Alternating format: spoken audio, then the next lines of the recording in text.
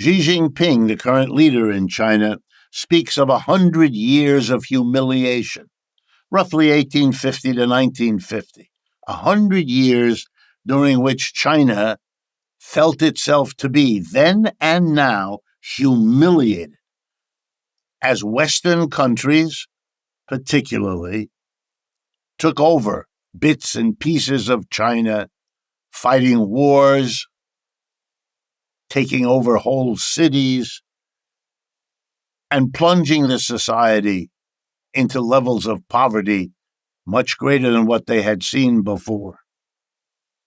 On the other hand, there never was a full colonialism. China kept its independence, unlike India or Indonesia or most of Africa and so on. So you have a mixture of humiliation and independence. There were never settler colonists. No Europeans settled in to large parts of China. Yeah, they had places in cities along the coast, but they never took over the country the way, for example, they did in South Africa or New Zealand or Australia or the United States or Canada, and I could go on. More modern, once the 20th century came, two terribly interesting things happened almost at the same time. A final war defeating the Chinese, known as the Boxer Rebellion, saw the Europeans come together to deal a pretty devastating blow and to show that they were the dominant power, even if they didn't settle into a colonial relationship.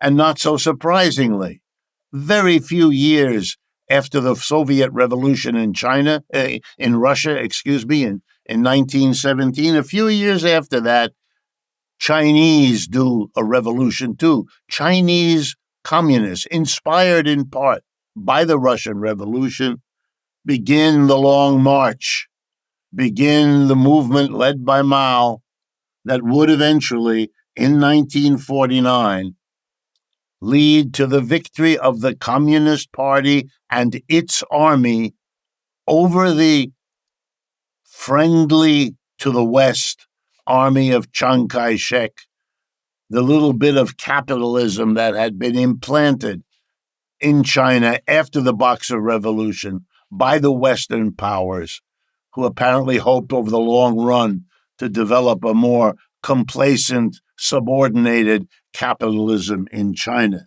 Their plans were defeated.